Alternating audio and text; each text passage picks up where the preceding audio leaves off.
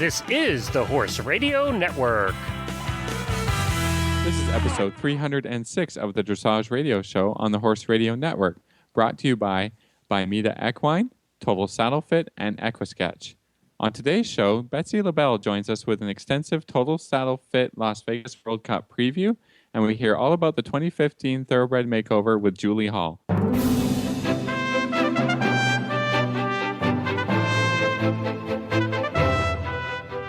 This is Reese Koppler-Stanfield from Georgetown, Kentucky. And this is Philip Parks from Fergus, Ontario, and you're listening to the Dressage Radio Show with our wonderful producer, Glenn, who's decided to join us. Yeah, I got over being sick and thought I'd show up tonight. Yeah. Oh, we love it. If we do too many shows on our own, we get disorganized, and then we just start doing our own thing, and then it goes off the rails. Yeah, and then we get into little trouble because we don't do the notes, and oh boy. Well, next week I'm going to be by myself. You guys are going to be out there drinking and partying and acting like you're going to watch dressage in Las Vegas, and we all know that you probably won't see any tests at all. You'll be over there having a wild time. You won't be able to get Philip out from behind the blackjack table. No, you won't be able to get Philip's wife out from behind the blackjack table.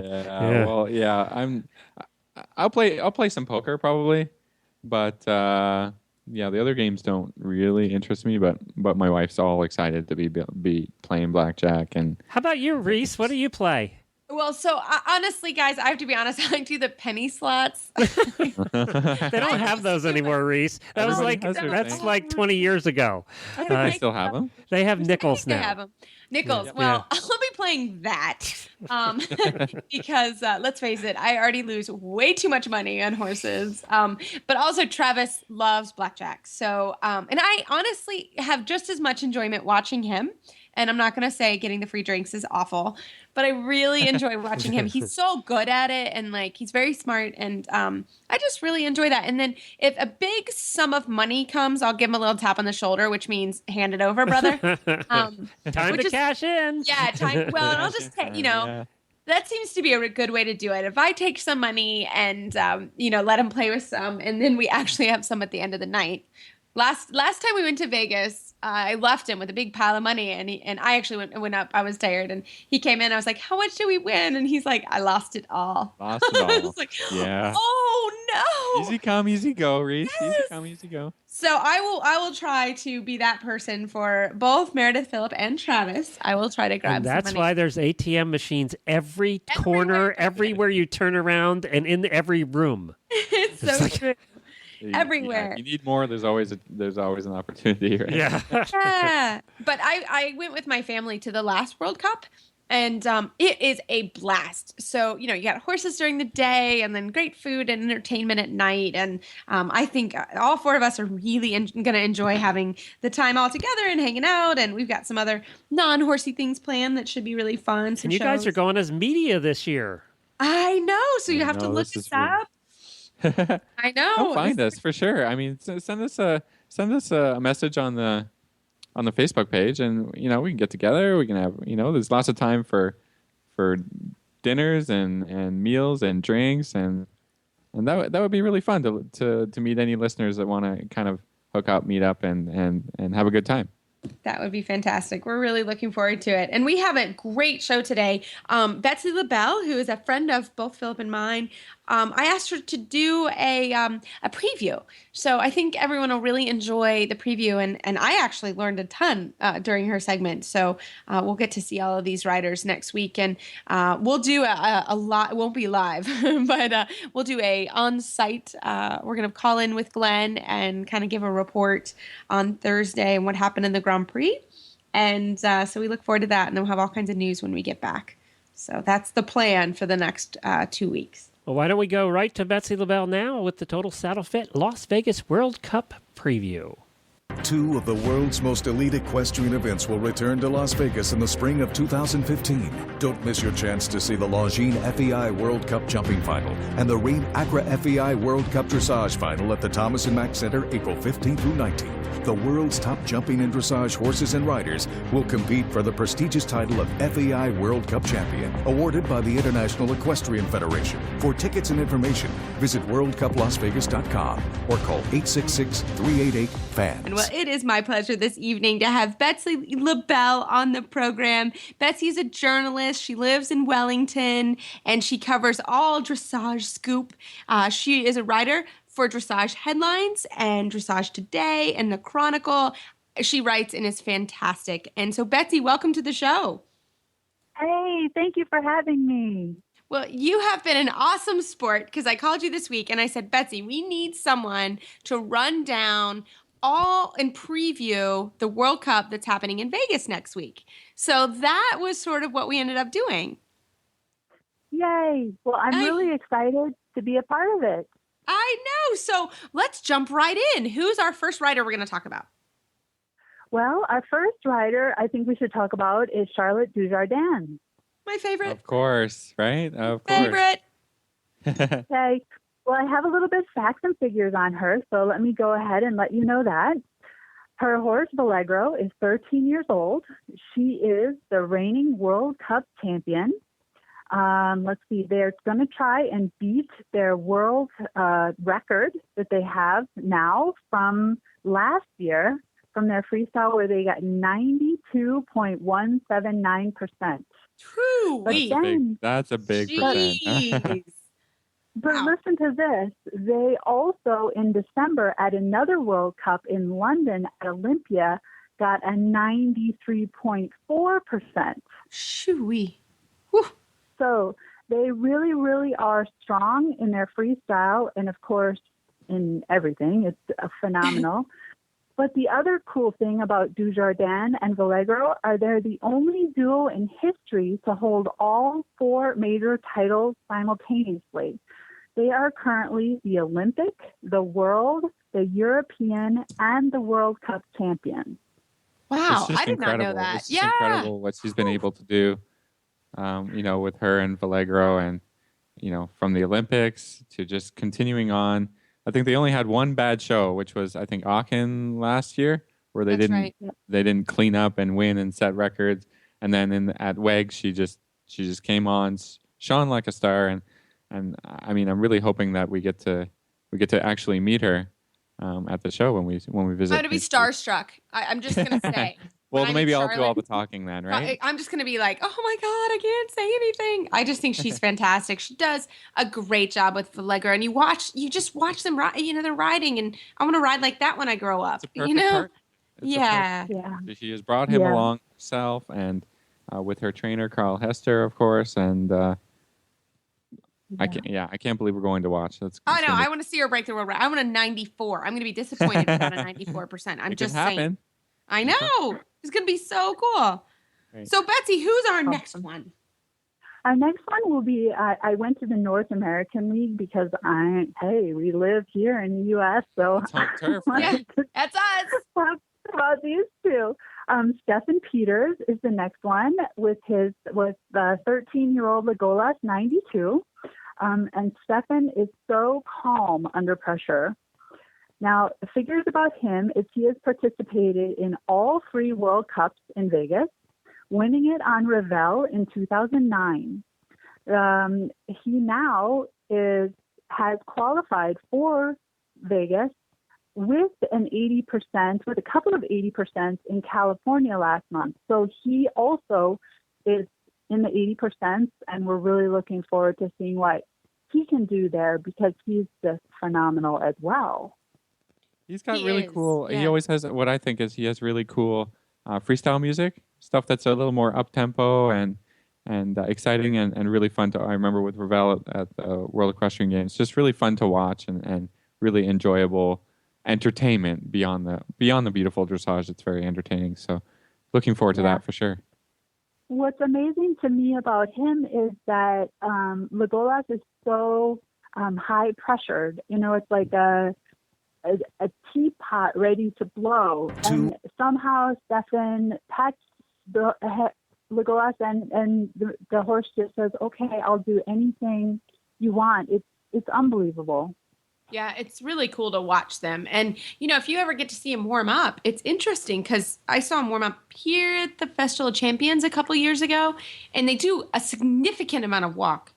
significant. Yeah. And you think, how does he go from walking for 45 minutes to bam in the ring? But that is just one of the things that he does with the horse. And he follows his program and geez, I mean, 80%, it works. So love it. Yeah. So we'll be cheering him on as well. So who's our next Oh, one? you guys. Okay, so the next one is Laura Graves with 13-year-old Verdades, or Diddy, is what she likes to call him. And let's see. I would have to say that with Laura, their trot half passes are the most extraordinary things that I have ever seen. And she is now adding passage half passes to that, which are also getting stronger and stronger. So she's also getting 80% down here in Florida. So she's another one that hopefully will be right up there in contention. The shooting star, right? We've had her on the show after World Equestrian Games where she had her, breakout performance, and just really fun to talk to. Really seems like a very sweet person, and we're definitely going to be cheering on that combination. And she, there was a picture on Facebook this week of her wrapping her own horse before a victory ceremony. And I think that just shows a lot. And in similar with her and Charlotte, she's had this horse his whole life. So she does all the work for him and she's right there with him. And you can really see that in their partnership, which is really cool to watch. So we are going to be cheering them on for sure. Yeah, she's amazing too as a person, how she just really says, I'm not going to look at anybody. I'm just going to go do this. And I have nothing to lose. So let's just go for it. I mean, she's just a joy to watch. She is. So, I can't wait. Our North American League group is going to be fantastic. So who's our next one? The next one is Lars Peterson. Yay. Because hey, these guys they're Danish, but Lars and Nicola, but they're here in North America and Florida, so it's really been fun to get to know Lars. And let's see, I have some facts and figures on Lars. Lars and Mariette is 17 years old now, and let's see here, this will be their third FBI World Cup final. Or it'll be Lars' third FBI World Cup final. And let's see, last year he won the Hamburg Derby with Mariette, and then he placed second at the Danish National Championship.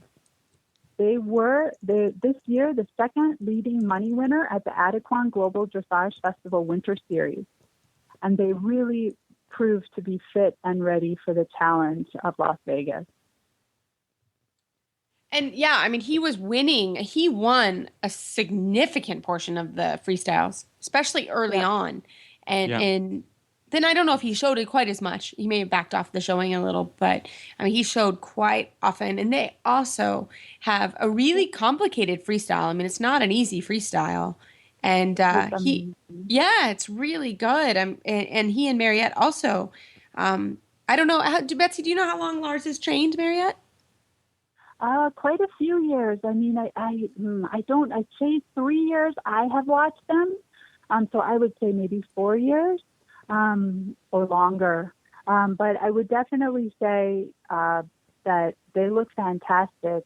And I mean, I don't know if I should tell you this, but I get to watch them every single morning when I go out to feed my own horse because I live here on their farm, and it's just, they really look ready and to go to Vegas. They're really excited. Awesome. Yeah, we were just saying how lucky you are to be able to watch just such wonderful dressage kind of at your own place, at home, sort of, every day. That's really a beneficial thing. So I think we'll have to be cheering him on extra special just because of a little connection there, right? Oh, please do. I mean, really, the freestyle, I mean, he learned it in one night before one of the competitions at Global, and you just cannot believe the ending to the freestyle. I mean, she just piafs and passages, and then he does another 10-meter circle and passage. And I mean, you just think there's no way. Those legs just go up so high. It's just phenomenal to watch. the horsemanship, and then how much that horse loves him. I mean, it's just really, really fun. Love it. Cool. And Cool. who's the other Danish rider? Oh, we have Mikkel Gundersen and 14-year-old My Lady. And let's see, they were second last year at the Hamburg Derby. And then they came in third behind Lars at the Danish National Championships. And they also went to the World Equestrian Games. And her musical freestyle also is phenomenal because it's to all that jazz. And it fits My Lady like perfectly. It does. And you can see the mare just loves it and smiles through the whole thing. It's so cool. Now, wasn't Michaela the money winner at the Global Dressage Festival this She year? was at the very end, just the very end. She Funny. overtook Lars. Yep, she beat out Lars just a little bit. So it's funny. I don't think either of them care. It was just great. And Mikkeler wanted to get one more in because she was thinking, I really want to be prepared for the World Cup. So she threw My Lady in, not even, I think it was pretty last minute actually, and then won it and said, I played with some things just to make sure I'm really prepared. Well, I think now we can talk a little bit about the qualifiers who have qualified in Europe. Some big names coming over the ocean to compete in America. Who would be next? Okay, so we have the Western European League, and there are 9 riders that are coming over from there. And of course, the big one is Edward Gall, and he will be riding 14-year-old son of Pharaoh and Donner Hall, Glock's Undercover. He is also former World and FEI World Cup champion. This will be his 3rd trip to Vegas and his 9th FEI World Cup final. Let's see here. He won with Glock Undercover the team bronze medal at London at the Olympics and also the bronze at the FEI World Equestrian Games last year. Yeah, it looks like a great partnership, and I mean we haven't had the exposure to the Europeans being just finished the Florida season here, and so I'm really looking forward to seeing the Americans compete with the Europeans, compete with everybody all on one stage and seeing them head to head. So that should be great to see. Edward, of course, beautiful riding always, and he's a showman. I mean, he is gonna ride really, really well because that's just I saw him in Vegas. Oh, I don't remember how many years ago that was now, but when he was riding Ling, and oh my Lord, it was amazing. I mean, I still remember that ride and get chills. I mean, it was fantastic. Yeah. So I can't wait to see him ride again because he really knows how to prepare a horse. Yeah, I think I saw him on Garibaldi actually. Horse was very, very Garibaldi, very, very hot horse, and they didn't have a great go at that World Cup, but definitely wonderful riding and Well, I definitely would say that listening to people here, they say that the communication between Edward and Undercover is like nothing you've ever seen. The transitions are so perfect. It's phenomenal that their communication is beyond what you can imagine. So it's pretty cool. Cool. Can't wait. Who's next? Who's next? Okay, so Hans-Peter Minderud is next with Glock's Flirt. And this is a fellow Dutch Olympian and World Games team gold medalist. Let's see here. This will be their first time at the World Cup finals. I haven't heard a whole lot about this horse, this combination. Me either. It should be exciting to see something kind of new. Yeah, they went to New York City last year, and I believe they got second behind Isabel Vert and El Santo. So they scored really high, like 78% in the freestyle. So I think they're going to be a strong contender also. Cool. Fantastic. Well, mentioning Isabel, I know she's making the trip over. Which horse will she be riding? Right, well, she's going to be riding 2. She has Don Johnson and El Santo. Cool. And she won. I didn't know she was riding 2. I didn't know that cool. either. Yeah, I didn't know that. I had no idea that they could do that. Cool. Yeah, I didn't know either, but she's going to bring 2. And with El Santo, she got an 82% in the musical freestyle at the inaugural New York City dressage show last, I think it was October or November. So she is always a fierce competitor. Yeah, she's a wonderful trainer, obviously, because she's just got, horse after horse after horse at the top. She's always going to be there on Olympic teams. Very strong for Germany, and like you said, a fierce competitor. Always ready to present her horse to its best. Yeah, I would say that she's the pressure. Like it's phenomenal to think of her taking the pressure so well. She just goes in there and knocks it out, and it's unbelievable. Unbelievable. Yeah. She did win a World Cup in Las Vegas. That's right. She that did. Was the year that I think that's the year I was there. And which horse was that, Philip? Do you remember? I know. It was a bay horse, I think. I don't remember right at this second, but I don't either. I just wondered if somebody remembered. Yeah, I no. Oh, she's phenomenal and amazing to watch. Yeah. Amazing. So I love it. So who's the next one? Okay, so next we have some younger riders, which are really coming up well. Jessica von Brito-Vertel will be riding Uni Bibi, 14-year-old by Gribaldi. She's 29 years old, and she will be competing. She won 2 World Cup qualifiers to prepare for this final. So she's also a super strong contender for,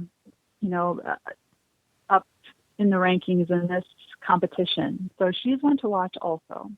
It's always cool to see, new riders and new combinations and, how they fit into, the big picture of things. And that'll be really, really great, really wonderful to see. Yep. And then the next one is Fabian Luskmeyer. She is going to ride 15-year-old D'Agostino. She is 25-year-old niece of Nadine Kapellmann from Germany. And she was also a team gold medalist at the 2014 World Equestrian Games. So she's also another strong up-and-coming rider from Germany. That's super. Yeah, again, we love seeing, everybody has to go to their first World Cup at some point. So why not do it in Las Vegas? What stays in Vegas stays in Vegas. Yeah. I'm just saying. Yeah. Nice. No, I'm just kidding. No, that's fantastic. And I'm sure they'll be phenomenal to watch. Yay. And another young rider coming up who's also doing fantastic is Morgan Barbican Maestra. She is from Spain, and she will be riding Painted Black, who was formerly ridden by Anke van Grunsven. She is 23 years old, and she trains with Andreas Helgestad by Webcam in Holland. What? No way. Yes.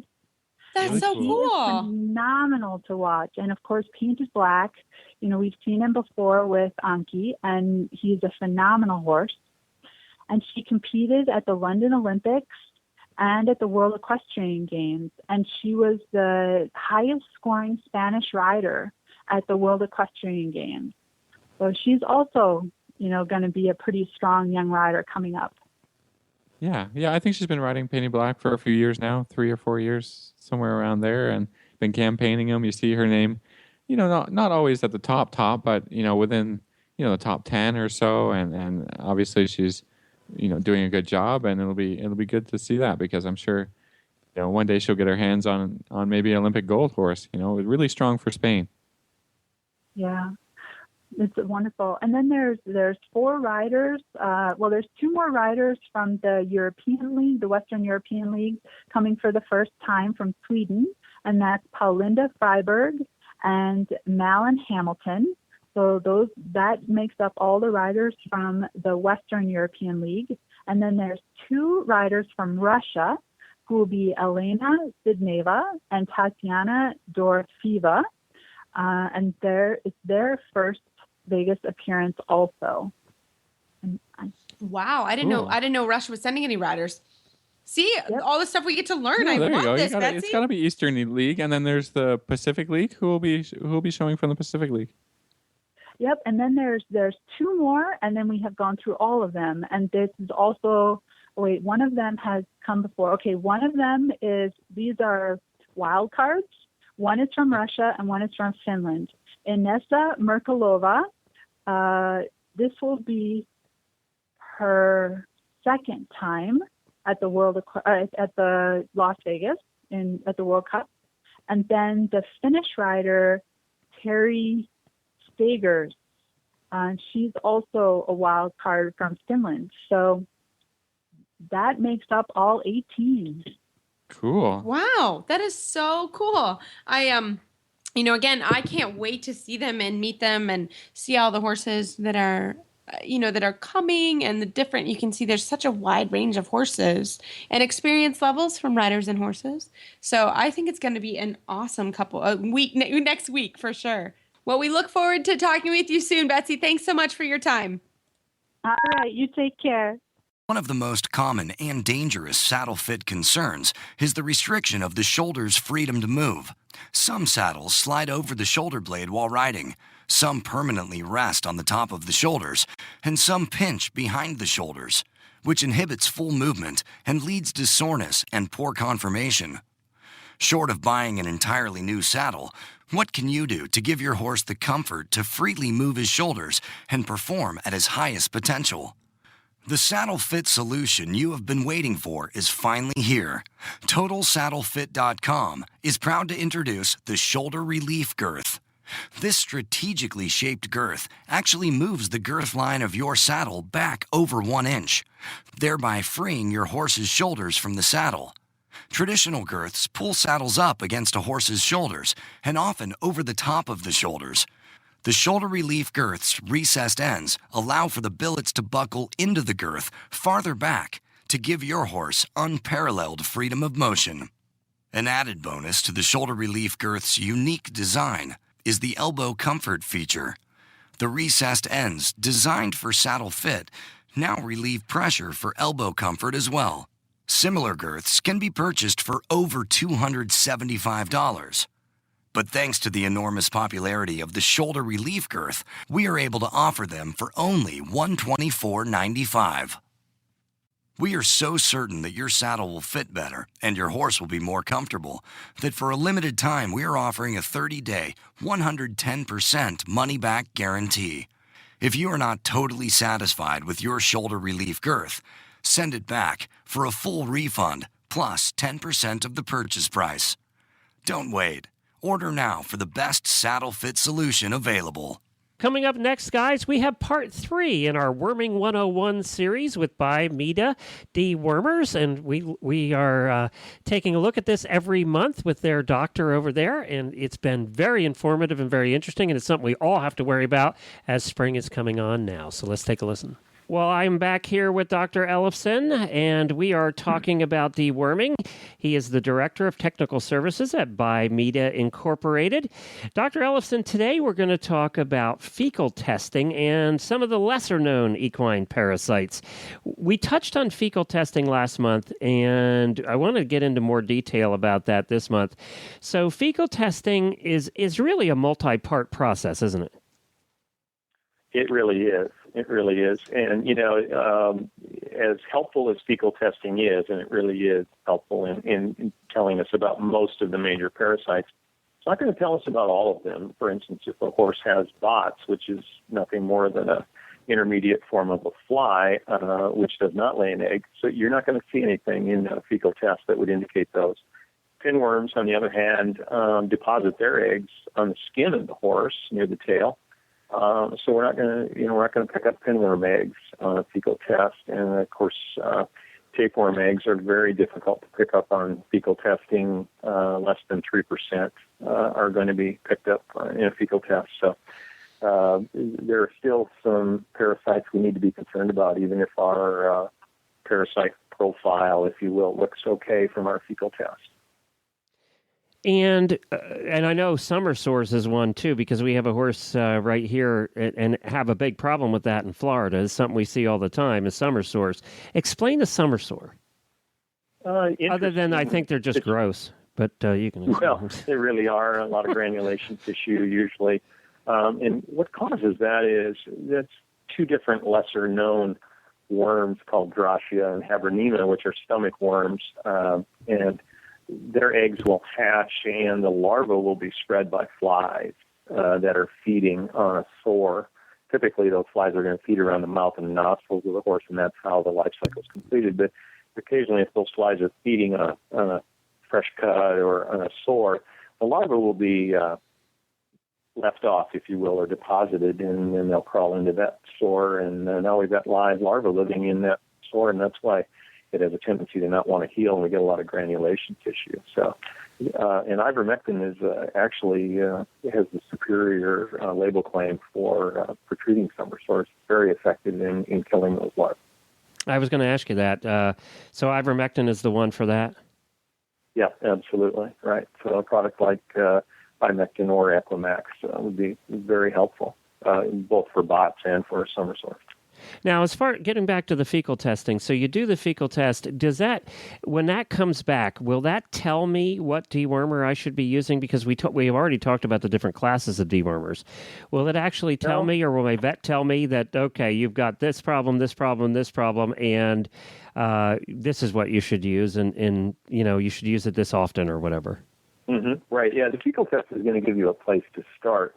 But, as we've discussed previously, with resistance issues that are out there, and, an important thing for your listeners to remember is that resistance against dewormers by parasites is not a regional situation. It's not a geographic situation. It's usually a farm or ranch situation based on what products have been used previously on that place. And like we talked about before, we can do fecal egg count reduction testing at the time that we deworm, and then repeat it 2 weeks later, and look for that 90% reduction in parasite load. And if we see that, then we're okay. We can continue using that active product. If we don't see 90% or greater reduction, then we need to switch to a different active ingredient group. Do we ever get to 100%? Sure, yeah. Yeah, for instance, Equimax has a label claim for 100% control of tapeworms in horses. So, yes, there are some of the parasites that we are 100% effective against. Okay. That's terrific to know. And, of course, you can find out about all the different products that Bimeda has, and you go to their website, bimedaequine.com. That's BIMEDA, equine.com. Equimax, Bimectin, Exodus Multidose, Equil. There's just a whole bunch of different ones on there. And the nice part about this website is you can go on there and you can find out what all of them are for. There's also a ton of information on deworming plans, fecal testing, a lot more about fecal testing than we had time to talk about today, resistance, and then all the different kinds of parasites that you can find as well, some of which we just touched on. So go to bimedaequine.com and be sure to check out the Did You Know by Dr. Dave section, because Dr. Dave here answers all kinds of questions on that subject, a little more detail than we can get into here. That's at bimedaequine.com. Well, this next interview is great. It's about the Retired Racehorse Project that's happening here in Lexington in the fall. And Julie Hall is a trainer from Michigan, and I am actually helping her with one of the horses to get ready for this competition. So I hope you enjoy learning about Julie. Yeah, it is my pleasure this evening to have Julie Hall, who lives in Lexington, Kentucky, and she works for Haggard, Davis, and McGee Equine Hospital. And Julie is working on a very big project for the Retired Racehorse Program. And Julie, you and I are doing this together. Welcome to the show. Oh, thank you. Thank you. It's going to be a lot of fun. It is. So, Julie, tell us a little bit about yourself, and then let's talk a little bit about what the Retired Racehorse Project is. Okay, no problem. I moved here to Lexington about 9 years ago from Toledo, Ohio. When I was there, I was a professional rider and trainer for about 20 years. Then I eventually made my way this way, retired. I had sponsors in Michigan. So I got here and I started working for the Haggard Equine Medical Institute. It's the clinic right across the street from the horse park. I work in the medicine department, so I work with very sick, critical horses, as well as the NICU department, which is the very sick babies, newborns. And at the same time, I still kept up part-time with my teaching, so I have a very small handful of people that I still work with. I mostly specialize in jumpers and low-level eventing. And that's what I've been doing, but I love my job. I love doing teaching part-time. I love it. So tell us about the Retired Racehorse Project. What is it?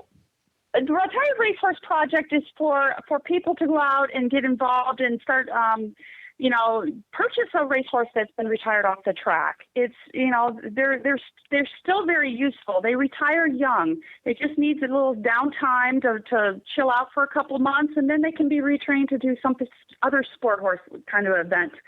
And we just need to push it to get people out there to purchase them because they're great animals. They're very athletic. They're willing to be retrained. They just need people to go out there and take a chance on them. And so what this project... I was just going to jump in and say sometimes these horses aren't that expensive. They're reasonable. They just want people to find a good home for them. And then they have all these organizations. The typical price. What kind of price point are we talking about? Oh, you can go anywhere from free to $1,000. I mean, that's reasonable. Yeah, I mean, it depends. Again, just like any horse, but absolutely, they're fantastic. And it's just, and they got all these organizations out there, like Canter and New Vocations, to try to encourage people, come look at these horses, come see these horses, and they try to. And try them out. They get them off the track. They give them their downtime, and it's a great organizations to go to them to get those horses. And that's how I got my horse to start the project, is going through No Vocation. So typically they're 3 years old. Is that correct? 3, 4? No, it could be any age. My horse that I have is 4 years old. I mean, and they could be 5, 6, 7, 8, 9 years old. Sometimes you get a 10-year-old. It's been on the track for 5 years. So it's really, you really can't clarify what age. Okay. It can be any age. So, you get the older ones and you get the young ones. So Julie, tell us about the Retired Racehorse Project. What is the program? So the program is it's just to help people to understand that to get the thoroughbred, it can be retrained, that they can be used as a sport horse, and they can be used for anything. And just to encourage people to go out there and get thoroughbreds, instead of being, they think of them as racehorses only, but they can be retrained and they can be done to different disciplines in the horse world. So the project it started January 15th, right? Yes. What it is that a horse has to be race training after January of 2013. And I got to put my thought process together here. And then they can, basically the entry is in January 15th of this year, the entry to enter this, but they have to have been racing prior to January of 2013. And the entry is January 15th. And you have 9 months to train this horse to the big event in October. And when they come off the track, they should have no other than 15 maximum rides on them other than non-racing rides. So, they've only had to been off the track for so long with so many rides on them before to them to be eligible for this program. So they basically have to be still in that racehorse mode, and you got to be able to retrain them in a new discipline, and then you show them off in October. It's basically what it is. And they got to have their jockey club tattoo to prove that they've raced on the track. And then you kind of have to do 8. I'm basically doing 8 months because I didn't get my horse until February. But then you have 9 months to basically train your horse for the discipline of your choice, and then show them off in October. And then in October, is this a competition? Like, will they pick it is a competition, and what it is they have all kinds of disciplines. I mean, they're going to have Western, they're going to have polo, they're going to have hunter, jumper, eventing, dressage. I think, they're still trying to work out how many other disciplines they're having. So, it's not just one specific thing. It's all disciplines of, Western and English. And then in October, like on a Saturday, everybody competes in their chosen discipline. And from that chosen discipline on Sunday, the winner from each discipline compete against each other so they can show off what they have done with their horse. And then you'll get what they call the title, the America's Most Wanted Thoroughbred. So that's the crowning point of that point. And on that day, on Sunday, you got in hand, you'll do an in hand, you'll do a flat work, and then you show off your horse for that final, for the final on Sunday. And it's $100,000 of money and prizes distributed among all the disciplines for that weekend. And of course, the grand prize, which nobody knows what it is, will be on Sunday. So, so far they have training dressage horses. I'm going to go over to Thoroughbreds. I know Philip. There's still time. We can get you a horse, man. What's interesting is if you go to the website, and the website still has, get your entry in because they expected only like 100 entries, and they've had 330 entries, and the close-off point was June 1st. And they had to close it because they've had so many entries, and there is a waiting list. Next year, Philip. We'll have to do it next year. Yeah, next year. There is a waiting list. I mean, this is a project near and dear to my heart because I've, like when I was young, that's basically what we were able to afford, and I've definitely, I've trained a number of thoroughbreds straight off the track. Yeah. And thoroughbreds are my favorite. They're my favorite breed to work with. Qualities. Yeah. Yes. They're my favorite. And that weekend, they're turning it into a real big shindig. Seminars, demonstrations. There's going to be a sponsor fair. There's going to be, and what you can do if people want to sell their horses, to somebody up into that event, they're going to have a marketplace for them to sell their horses as well. And they're going to have a booklet together where they can go through it and see the horses that are competing that are for sale. So, so they try to hit all the points, to get the thoroughbreds out there and get them sold and go on to their new future, new disciplines. So Julie, tell us about Monopolize, your horse. You call him Mo. Oh, yeah, Monopolize. Yes, I call him Mo. I got him in February from New Vocations, and I kind of saw his picture out there. His picture kept showing up on Facebook because he's a really good looking thoroughbred. He's by Bernardini and Jeremiah Rain. He's 4 years old. He raced only 4 times. He placed third in the stakes race, which was his last race, and he was retired in September because he had 4 suspensories. So he's been sitting for a while, and New Vocations took him, and they've had him. He's been gelded, and but like I said, his picture is kind of showing up on Facebook, and I'm like, this guy's really nice looking. So I finally talked to, so that's how we got him, and we went to go look for him, which is another story, and how we got involved with it because I have a couple other people involved in doing this with me. I have Haggard Equine Medical Institute who's sponsoring me, and then Chad Mandel and his wife Angie own the horse, and then I'm training it and competing it in this program. And we all went to look at the horse, and we liked what we saw. He's about 16 hands. He's very flashy. He's got a real good brain. He's got a good work ethic for his age. He tries really hard. So we've been kind of working with him and getting him going and taking lessons from you, Reese, and working our butts off. I know. I'm on team. Oh, my God. I slept real good yesterday. I was exhausted when I left your place. I had a big lesson yesterday. I learned a lot of stuff. It was. He got the day off today because he was exhausted. He's back to work tomorrow. But anyways, Haggard's is the ones that approached me. To be totally honest, I didn't even hear of this program. And Dr. Rhonda Rathgaber, who is a vet here, called me out of the blue. I was working. In fact, I was in an ICU department, and she called and said, Julie, she told me all about this program, and, Haggard's would like to get involved. We would like you to do it. I'm like, what? Are you kidding? And let me think about this, because I was kind of taken back. So she gave me a couple days. And then I approached her and I said, I'm really interested in doing this, but I personally can't afford to pick up the other half. Can I ask where I teach at, where I keep the core of couple of my students at the farm? It's called Heritage Farm in Georgetown, Kentucky. Can I get him involved? And she said, absolutely. So Chad got involved. He owns the horse, Haggard sponsors, and I train.